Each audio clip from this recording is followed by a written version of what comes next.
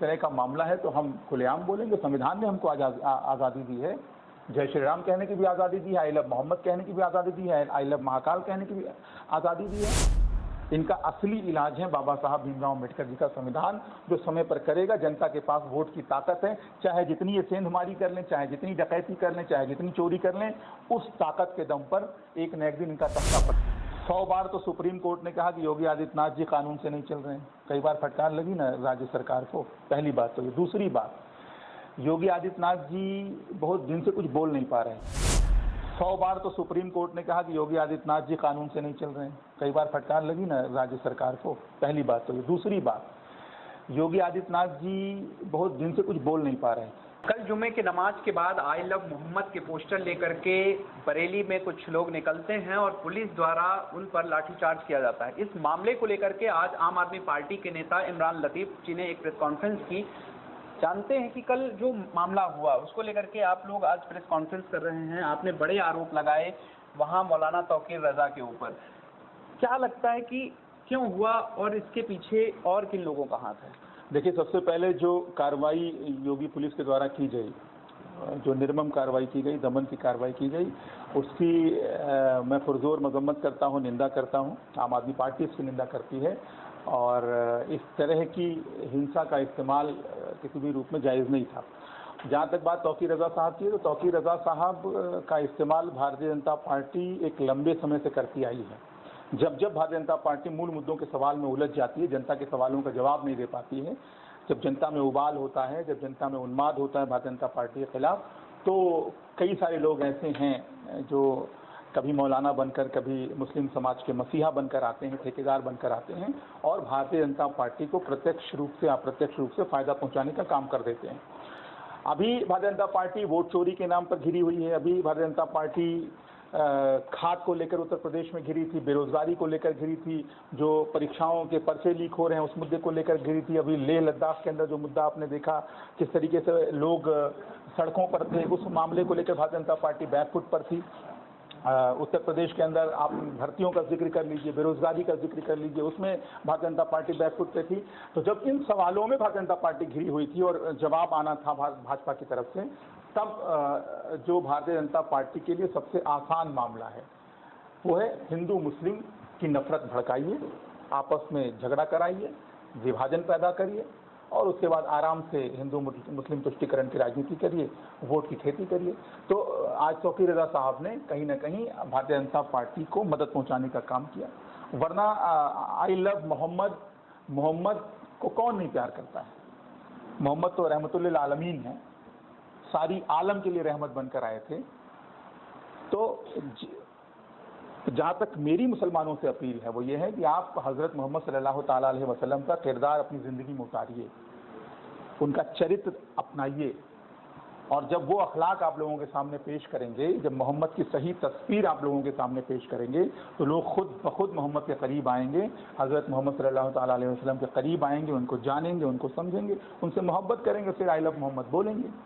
और जहाँ तक बात रही, अगर सरकार की मंशा ये है कि कोई मुसलमान आई लव मोहम्मद ना बोले, तो यह कतई जायज़ नहीं है। और जब इस तरह का मामला है तो हम खुलेआम बोलेंगे। संविधान ने हमको आज़ादी दी है। जय श्री राम कहने की भी आज़ादी दी है, आई लव मोहम्मद कहने की भी आज़ादी दी है, आई लव महाकाल कहने की भी आज़ादी दी है। लेकिन भारतीय जनता पार्टी क्या करती है, इसी बीच में आकर I love Mohammed versus I love Mahakal कर देती। तो इस मंशा से भी निपटना ज़रूरी है, इस सोच से भी निपटना ज़रूरी है।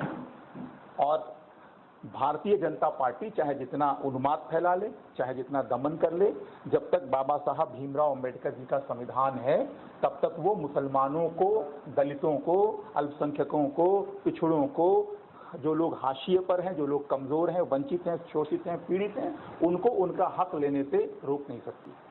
जैसे कि आपने बात की I love Mohammed, I love Mahadev की बात की, आखिर ये ट्रेंड क्यों?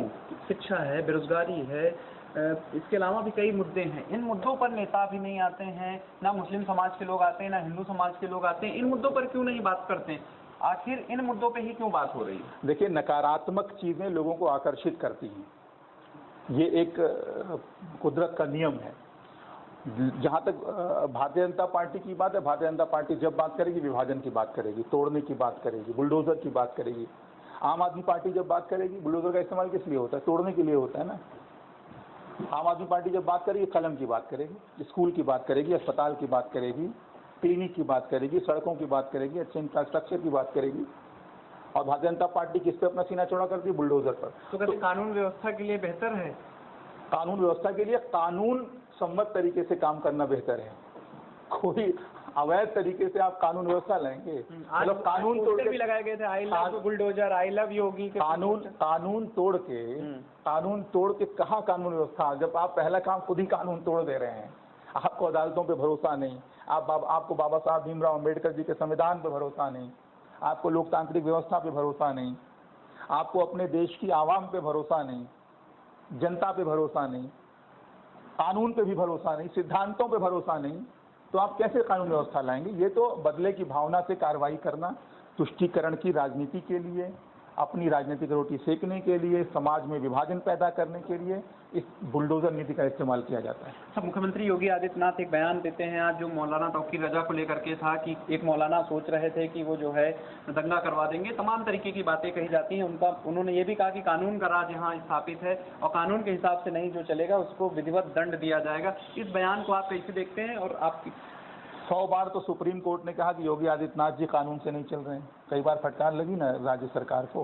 पहली बात तो ये। दूसरी बात, योगी आदित्यनाथ जी बहुत दिन से कुछ बोल नहीं पा रहे थे। कोई खाद पे सवाल कर रहा था, कोई पर्चा लीक होने पे सवाल कर रहा था, कोई भर्तियों पे सवाल कर रहा था, कोई बेरोजगारी का सवाल कर रहा था, कोई गरीबी का सवाल कर रहा था, कोई किसान एमएसपी का सवाल कर ले रहा था, कोई कानून व्यवस्था का सवाल कर रहा था।